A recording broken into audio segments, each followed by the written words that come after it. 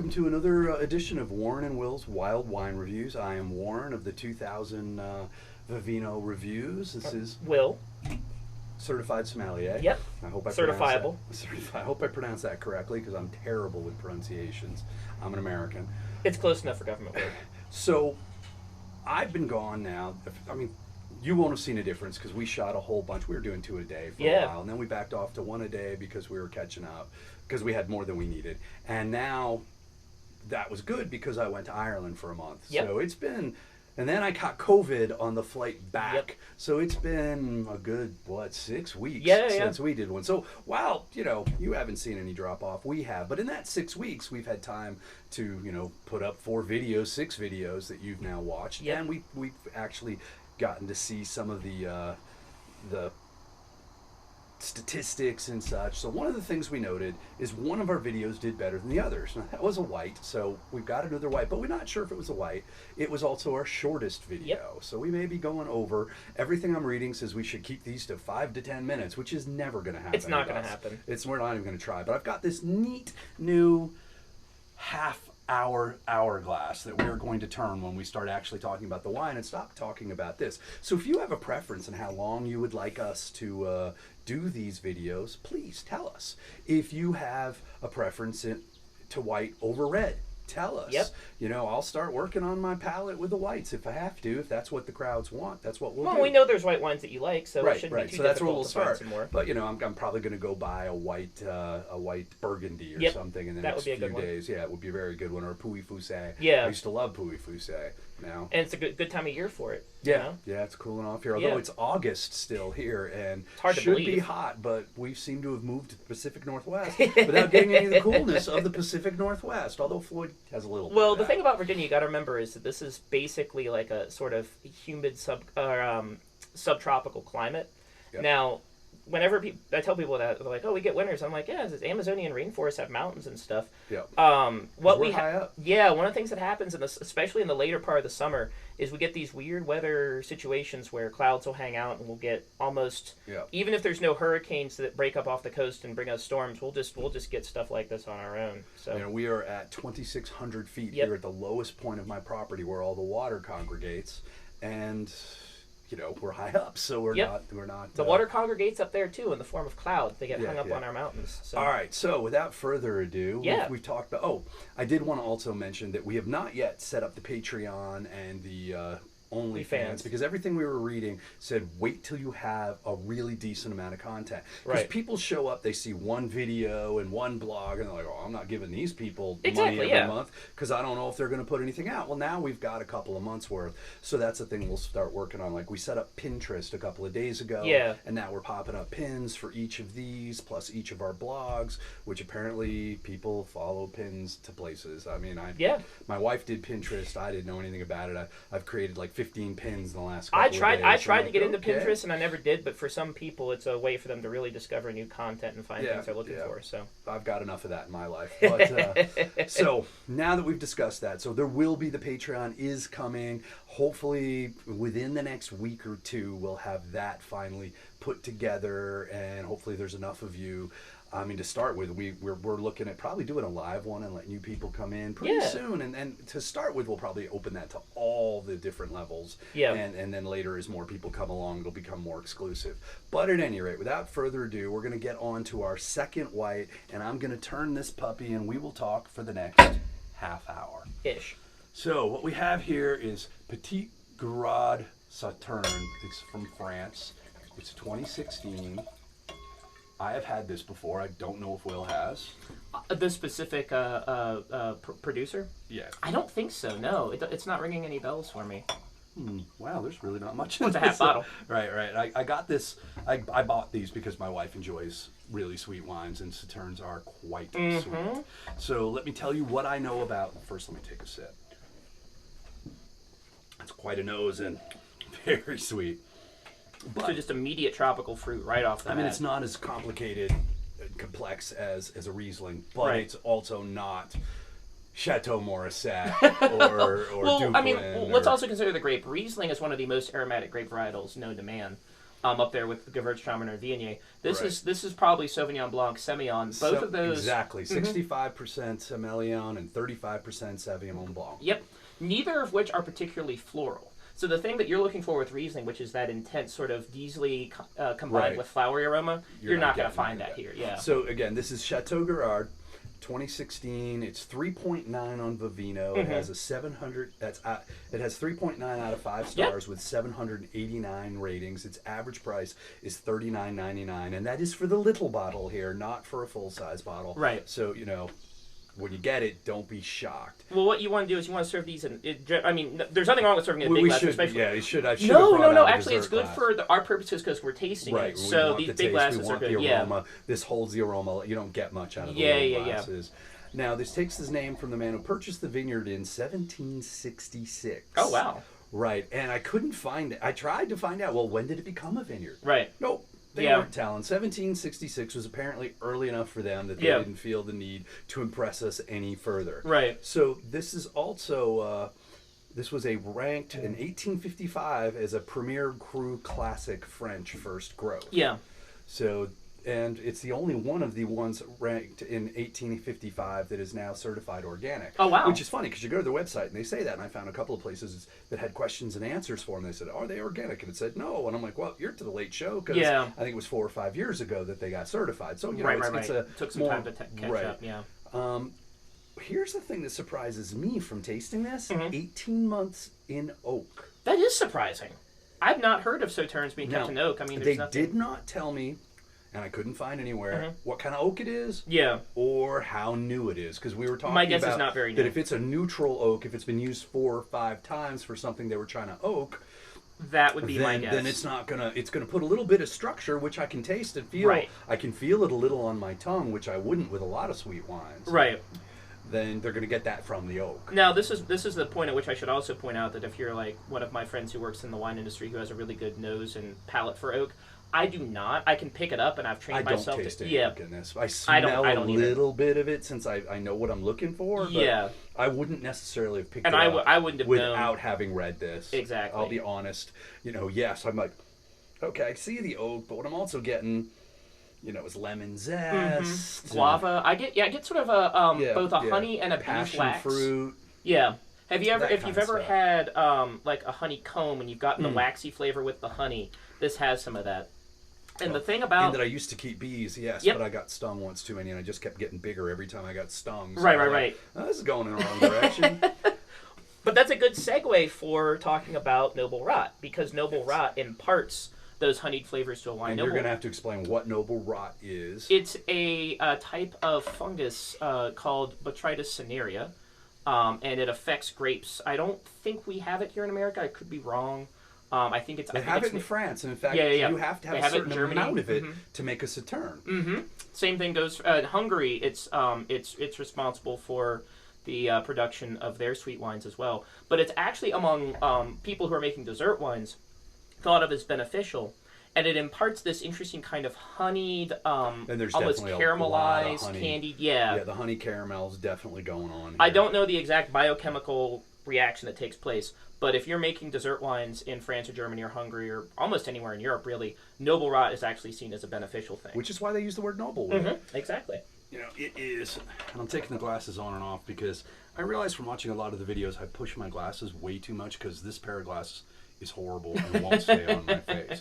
So yeah, they say every autumn the microscopic fungus called Botrytis cinerea appears and transforms the grape. The famous Noble Rot is nature's gift to Chateau Guirad. Yep. That's their words completely. Just took it straight from their website. And you should not look up a picture of Noble Rot if you're actually drinking the wine because it looks disgusting. It's kind of like smutty corn. Yep, it looks like you've gotten something very bad all over your grapes that you would rather I brush saw off. somebody put a picture up of corn smut Yeah. on our local board on Facebook for Floyd Group. And someone's like, what do I do with this? And 2 restaurants were like, sell it to me. Yeah. And they were like, oh my God, my corn's horrible. I can't do anything with it. They had many offers for it. Oh, yeah, absolutely. Because that particular what is it? It's a fungus. Yeah, it is a fungus. Yep. It apparently, I mean, I've had it. It tastes alright. I guess it was good enough. I mean, yeah. I don't really like to think about it, but then again, I like all kinds of mushrooms. So exactly. No, it's the weird thing about it is that it's just aesthetic. I was talking with my dad recently about how there are people who are really, really gung ho about not wanting invasive non-native species. And I said, well, if you think about it... My wife is one of those people. But, I mean, from a completely biological standpoint, every successful species is invasive. Yes. And, I mean, I get it, like, you don't want to completely eradicate the native flora and fauna. Right. But, every flora and fauna that we have that's native to Virginia invaded this place at some point. Yeah. It just was, probably billions of millions of years ago. They talk about restoring... Yellowstone National Park back to its, and people are like, okay, when? Because we know there used to be all these animals that aren't there now. We could put them there, exactly. But they weren't there when we got here either. Yep. The Indians managed to eradicate them before we ever arrived. What about reintroducing wolves? I mean, the thing is that the part of the problem with people hitting deer here in Virginia is that the only natural predator they have is us, and we don't hunt them all the time. Very much. Yeah. So, also, the last bit of information I'll give you about this vineyard before I take my glasses off for the rest of this, I only need them to read, is that it has 240 acres of planted vines. It's got like 8 acres of hedges that they've planted for bees, and I mean they're pollinator hedges. Yeah. So they're trying very hard to have a positive impact on wildlife in their area. So I thought that was cool. Which is a very French virtue. If you read into what we call a microclimate here in America, the French would call a mesoclimate. A mesoclimate, by the French definition, would be like if Warren's property here had vines planted on it, that the mesoclimate would be the climate of the vineyard. I've got a ton of, I guess they're Scuppernong. I've got a ton of grapes that just grow probably wild. The Concord Niagara, they're the native fox grapes. They taste like that, although they never really get sweet. I mean, Angela made jam out of them because I went and picked a whole bunch of them and got my 9-foot ladder and picked them out of all the trees, and with like just pounds of sugar, we still still couldn't eat the jam. Yeah, no, I mean, there's the too tart. That skin has tons of tannin in it. I mean, every time you pop a Concord in your mouth, we should have peeled them and made jelly with that would have cut down on the... That might have worked, but there was just no way. But the microclimate for the French is the climate that basically, like if you have like a row of vines that's maybe 100 feet long, the microclimate actually includes the vine, the species of plants that are around it, the species of animals that might be in the vineyard, the stuff, because no vine exists in a vacuum. Vines are fed by animals, waste products that it's not just the water they get from the sky, it's everything that's coming into the soil and that they're getting from around it. And bees and birds are a very big part of that because they carry stuff into the vineyard, some of which can be beneficial. So you want to encourage them to come, absolutely. Which these folks have absolutely done. No, regenerative farming it and wine go hand in hand together. Now, as I'm drinking this, it's becoming a little more honey intense, and some of the other flavors are already past. If you're ever drinking a dessert wine and you want to get more out of it, just hold it in your hands. Serving it at fridge temperature means that you'll get less of the immediate sweetness and more of the acidity. But if you want to get more of the flavor, which is going to cut down on the acidity, unfortunately, holding it with your hands, your body temperature, if you want to warm it up like 2, 3, 5 degrees maybe, you'll notice a difference. Is not going to actually want to do it. You are right. We've had Rieslings at room temperature and some others just so we could see how different they were. Yep. Had a glass at room temperature and popped the puppy in the fridge, a freezer rather, to get it cold fast enough to drink the rest of it at a decent... I prefer drinking dessert wines around 50 degrees, maybe a little cooler. Maybe opening around 45 and drinking them around 50 this one's degrees. Probably around 42. Yeah, because it came out of the fridge. At this point, came straight out of the fridge.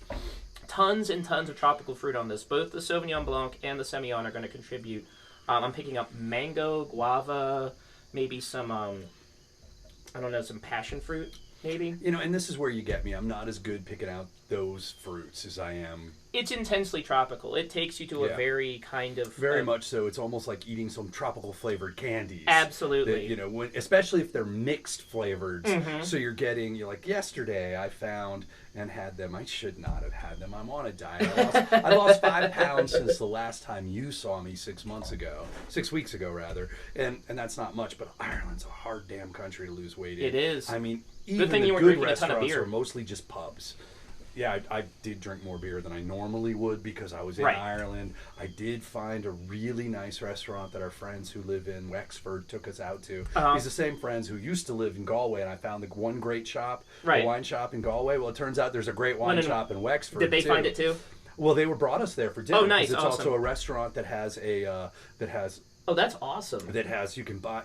They charged me an extra 15% to have it with dinner, but I bought it at retail, and then there was a 15% corkage fee. Right. Got a really nice Amarone, which is cool. not something I ever found was a good Amarone in all of Europe. You were saying that it's more likely you're more likely to find a good one here in America. Well, this was $100 one, so it was of the higher, the reserve, rather than the crappy ones that apparently don't normally reach American soil. Which, if you want to keep your bad wines and send us the good ones, feel free. We are not going to Absolutely. complain. Now, I mean, some of us will because we want to spend $15. The thing about America is we're just getting more of Europe's wines just in general, period. And anytime you have more of anything, you're going to get more of this stuff. I wish we get some Maltese wine, man. Yeah. I wonder if there's some importer in America up in New York or in Los Angeles. I've tried. No? Nope. That's unusual. Americans have this thing where it's like, what countries make wine that we haven't had it from? Because you can get Moldovan wine, you can get Hungarian wine. But Malta, you have to realize Malta's a third of the size of Floyd. True. Yeah, I mean, it would be like trying to get the wines from here that in is Malta. Right. I mean, if you can only imagine the Maltese reaction to an American sweet wine. I don't know. The novelty might be something. Might be. You never know. Yeah, I mean, this wine isn't meant to sit around the way that the reds we like to drink and take our time, because I don't think that you want to spend a half hour on a glass of this. Right. But at the same time, this is not I just finished mowing the lawn, let me suck down a glass. Because what it's a I little tell people syrupy is and a little thicker than that. There's a misconception that dessert wines have to be served with dessert, and what I tell people is this. Well, this one could be dessert. First of all, it can be dessert. That's a number one. Below that, I would say if you're going to pair dessert wines with dessert, be careful, because remember, this wine is probably about, I'm going to say 13.5% 13.5% alcohol, but I'm guessing like 8 to 10% sugar. Take a look at it. Oh yeah, that I couldn't tell you. Yeah, it's about 13.5. I'm going to guess it's between 8 and 10%, maybe a little higher residual sugar. Now the thing is, that's a lot in a wine, because we by and large think of wines as being drier. 3% is identifiably sweet. You get into the 8%, you're definitely into dessert wine territory. Yeah. If you look at the sugar percentages of foods you think of as sweet, much higher. If you took like a slice of apple pie and had next to this, it would blow this out of the water. And that is often a thing that I find is when you're drinking a sweet wine, you don't want it with sweet food. Generally not. It overpowers the wine. What you could do this with is some on the more acidic side sliced fresh fruit. If you were to have this with like apples and maybe like a little bit of cream. Well, I was going to say like something like an apple crumble isn't quite as sweet. And right, it tend to be exactly. Tartar, and it might hold up to that. Yep. But or if creme brulee will blow its doors. Oh, absolutely. Yeah, creme brulee will blow pretty much anything. There's not a chocolate. Yeah. Another thing is if you're ever going to do chocolate with red wine, do dark chocolate. The darker the better. And don't do anything that's a baked. Because anything that's baked is going to have more sugar in it. If you can get the dark chocolate squares and like 70% cacao or more, that's what you want to pair with red wine. Because at that point, whatever little bit of sweetness is there is going to be overpowered by the strength of the flavor of the red wine. And we are never going to review that chocolate infused red wine abomination. No. Had once or twice by accident. No, just the smell of it alone was a little yeah. Sorry. Not sorry. But with sweet white wines, with the sweet white dessert wines, my general recommendation is if you can find something where you know that the sugar level is lower, like Warren said, a fruit dessert where it's generally not as sweet. More like savory. Or savory, yeah. A really nice thing to put with this is if you like mixed nuts or if I could see this going great with Brazil nuts. Something really salty, or just fatty and more savory, like you said. Don't do it with peanuts, because I just generally my kids are allergic to it. I would say principle. Almonds. Yeah, almonds, Brazil nuts, especially smoked ones. Smoked ones. Any smoked nut. Smoked and lightly salted. Yeah. And the thing is, that's actually a very European thing to do, because if you go to a tapas bar in Spain, by and large... And he said tapas, I did say tapas. I mean, you could do it at a topless bar in Spain, too. You'd have a different experience. I mean, you might get a topless experience at a topless bar in Spain, for all I know. Right. I mean, but if you have a dessert wine like this, they're probably going to serve it with something either very lightly sweet or savory, because it's a good counterbalance to the sweetness and the acidity of the wine.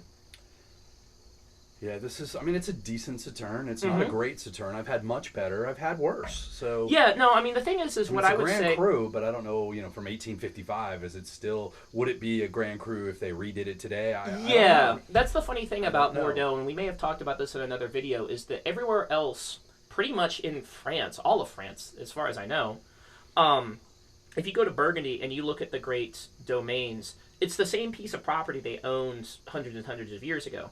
And it has to be from that property in order to be called Domain X or Domain Y. In Bordeaux, and this I did not know this until less than 10 years ago, and I was unaware of it. If you are Bordeaux Chateau A, and you were listed in 1855 classification as being a first growth, it doesn't have to come from that same property. You just, as Chateau A, have to own it now. Okay. Which means that chateaus in Bordeaux buy and sell stuff all the time. It's a very mercantile area. It always has been. And they change properties and buy stuff and sell off parcels. So Chateau A could have maybe 30% of the same property it did, 160 years ago. And 70% completely new property and still be bottling it as Chateau A. Yeah, I looked at the website on this, and I didn't put down any of the information of the owners because there's like 5 different dudes who own part of it, and it's not really clearly stated. They've got titles, but none of them was wine producer. Right. So I was just They're executives. Right. I mean, I don't know how long any of them have owned it.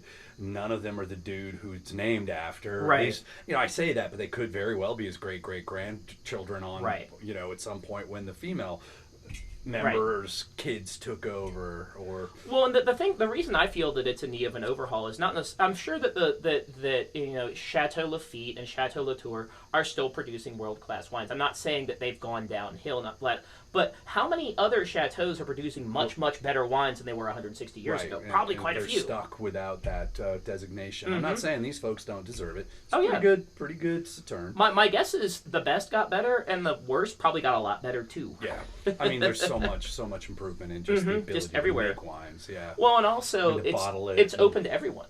You can now, suppose you're small and you don't have a lab, you can send yourself off to labs to get tested for very, very cheap, or have somebody come by with a mobile lab unit and do it right there on the premises for, nothing, but very, very little. And a lot of small wineries do take advantage of stuff like that. So by and large, we talked about this early on. You go back to the 1950s, 1960s, and there would be some vintages that in certain areas were rated very, very low because of some kind of cataclysmic event, or just fire, or bad rainfall, whatever. And nowadays they go from pretty all right to very good. Yeah. There's no such thing as really a bad vintage anymore. I mean, you can find them at your typical grocery store, pulling into a gas station. But those are individual producers. And they're all American. Yeah. Well, the thing is that, like, for instance, I can't remember when this was, but a couple of years ago, or maybe it was longer than a couple of years ago, Barolo and Barbaresco up in the northern part of Italy in the Piedmont were having, I can't remember exactly what it was. Were having some kind of weather event that was making people go, oh, is this going to be a bad year for them? It's like, no, it's going to be a bad year for some of them, and others are going to find ways to make do, and, whatever they have to do. Some of them aren't as affected by it. You can have a little small region like Floyd, and half the county gets weird rainfall and the other half doesn't. But we have these hills behind our house, so a lot of what people deal with when the wind comes ripping through, we don't, because it rips over our house. Yep. And so I have a much different climate right here than most of Floyd. I mean, you mentioned when you pulled in, wow, it's a lot warmer here than at my house. It's noticeably warmer at Warren's house. I put on my jacket leaving my house, and I felt like I needed it, and I got here, and I was like, oh, I don't need it. Yep. So I'm guessing it's probably about 5 degrees warmer here. And I think a lot of it has to do. I think you guys are a little bit lower, and I think you're out in the open. You get more ambient, even when it's not radiant like it is right now. We've got more sun than you do. A lot more You've sun. got a lot more trees around your house. And I'm in a little V-shaped valley. I'm looking at the trees behind my house that didn't used to be there, thinking I should get rid of those. So Why? They don't get big enough to fall. Oh, on that's my good. house. Okay, that's a good point. You know, I hate that Americans are always cutting down trees. You know, I just planted a really pretty mimosa tree in my front yard. I love mimosas. I'm looking forward to that. Yeah, being tall enough yeah. to give me more shade in the front yard. Oh, and they turn into big umbrellas. Yeah, so that's exactly why we chose that, and they smell wonderful. And They everyone's like, do. oh, you're gonna have so much to pick up. I'm like, no, I'm gonna mow it. No, not at all. Oh no, it drops lots of. No, I know they do, but they just mow real it, easy. Yeah. Right. So You don't pick up anything. yeah, but I mean, they say there's 10,000 trees in an acre, so I got over 250,000 trees. Oh yeah, I'm absolutely. gonna cut down a few now and then, but mostly I leave them alone. Well, and it's good to thin in certain areas, because what you want is if too many trees are competing for the same amount of space, none of them grow very high. But if you thin that out to like 1 and 4, then all of a sudden they've got enough space, and none of them are growing up in each other's shade. So we've got mature hardwood, so Oh, I yeah, don't have no, a no, whole no. lot that needs to be done there, except maybe trim out some of the white pines that keep coming in and encroaching on. Right. That. Those things grow like weeds. They sure do. When I look at just look at my house. Sorry, folks, you can't see. But behind my house, doesn't it look like that they've been there for decades? Yeah. Oh yeah. Well, I built the house 8 years ago. They Oh weren't yeah. there. No, They weren't there. There were no trees there. The at all. hardwood equivalent of that is poplar. Yeah. There's a poplar We've tree. got one of the world's largest poplars right there. There's a poplar tree in my dad's front yard that when it was a sapling, my nephew was probably like 2 or 3, so this would have put it right around 92, 93. He bent it. And my dad, I don't remember what he did, but he basically righted it, and there's now a slight bend in the curve of this poplar tree that's now this big around. Yep. And that was 28 years ago. I don't know how tall it is. I'm guessing it's at least 30, 40 feet high. You know, in the maple there, somebody capped it, and it just grew up around it. It's still one of the tallest maples, I've ever seen. Apical meristem Even versus though it was capped. What the meristem is, yeah. Oh yeah, no. I mean, they do that. They send out shoots and they go. It looks like an upside down umbrella. Yeah, they go out at right angles and then they start going up again. It's gorgeous. Yeah. It's actually did they do it on purpose to make it do that? I have no idea.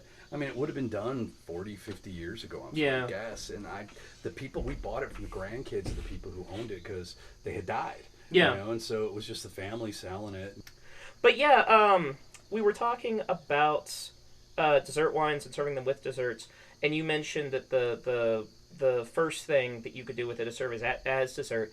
And I tell people to really think of it in that way, because the thing about dessert wines is they're often quite complex in their own right. Yeah. Having them with other things isn't a bad thing, but it can detract. But you can't really appreciate everything that's going on. Because if you've got all that residual taste and your taste buds are shocked from your ice cream and now you got cold tongue, you're not getting half That's of the what's other in thing. this That's a very good point. Yeah, serving dessert wines with frozen or cold things that are colder than the wine will eventually lead to a point where all you're really tasting is the sugar. Yep. You're not really perceiving, and even that is going to be dulled too, because the wine is nowhere close to the sweetness level. It's sweet as an ice cream, a vanilla ice cream even. Right.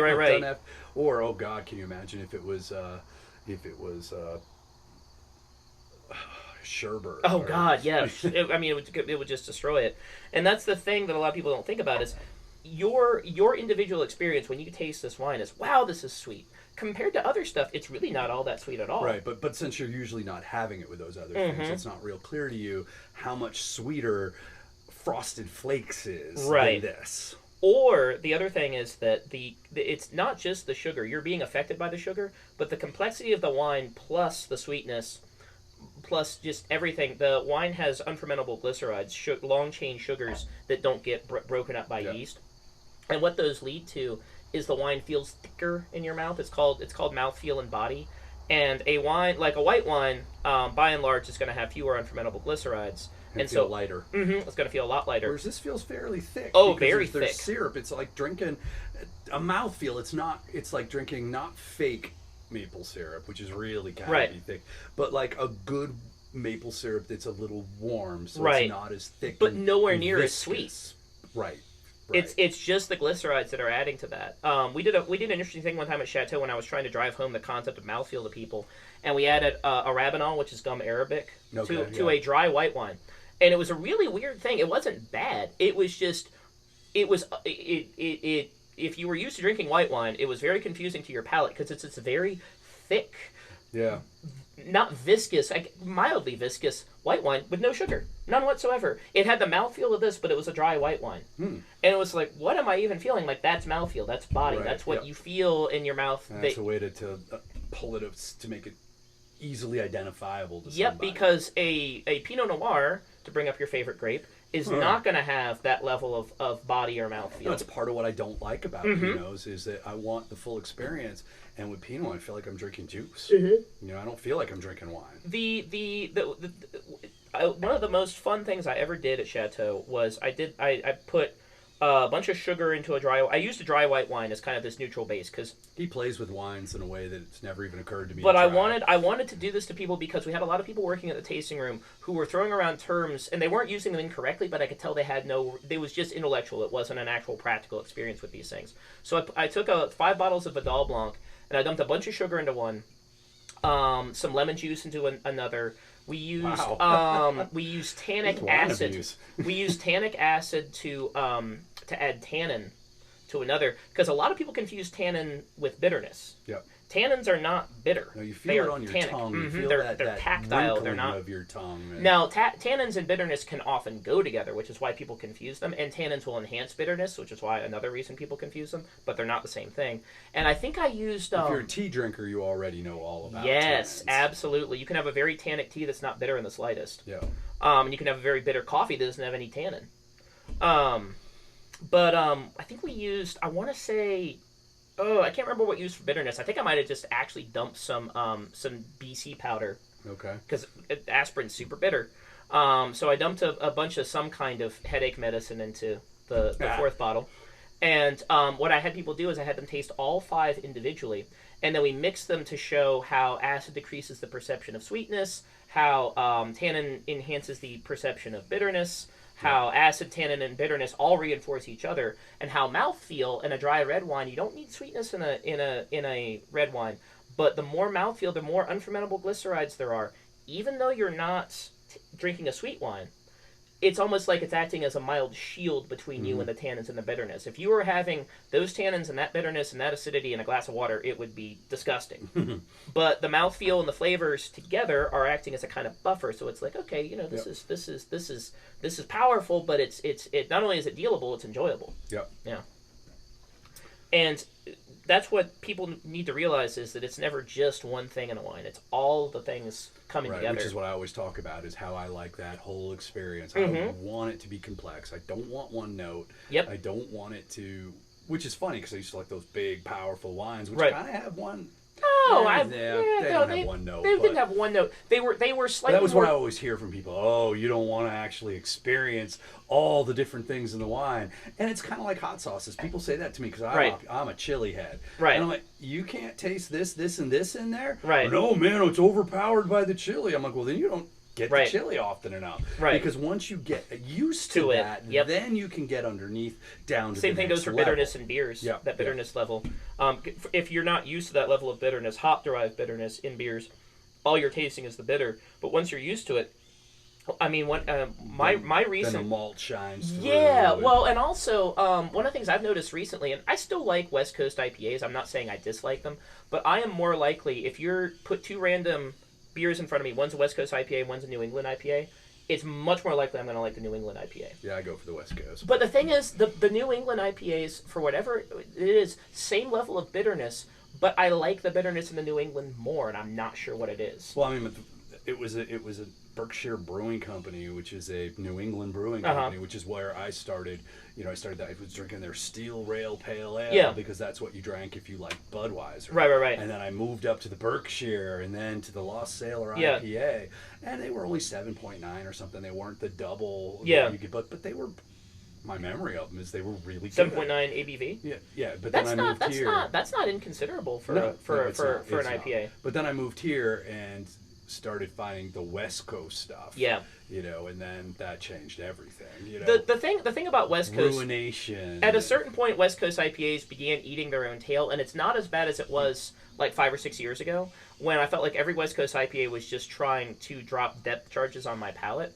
And I think that the introduction of New England IPA as a thing made it's them... been around since the 90s. No, I know, but their style has evolved and shifted as beer styles will tend to do, which is one of the reasons I like beer. It doesn't stay static. But New England IPAs, especially hazy, unfiltered New England IPAs, are my new favorite. And the reason is it's not just the bitterness, it's the flavor components that are going into it.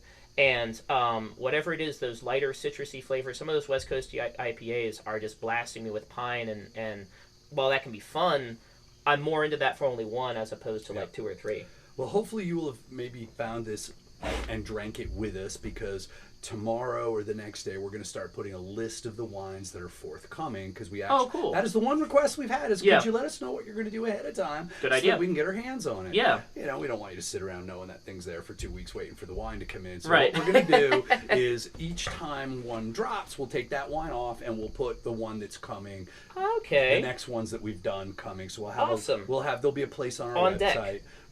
on deck where you'll be able to see it. So thanks for coming in. This was thanks for joining us. This is our first time where we're trying to hold ourselves to a half hour, which is good because we only had a half a bottle, so we don't have an excuse to keep talking. Not that we need one. No, but I mean, we're both pretty good at following rules, so if we set little regulations for ourselves, I think we'll be able to follow it. And then if we find that this doesn't increase it, or people immediately send us a bunch of emails saying, hey, I want my hour and a half back. Or please keep it to a half hour. That was awesome. Right. Which what we want to be, there's an audience. And if you don't give the audience what you want, you don't do it for very long. Of course, we can just do this forever. Because, we could be shouting into the void. But it's nice to please people. When you shout into the void, though. Yeah.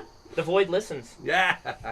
All right. Well, thank you very much for joining us. We will see you again next week. Cheers.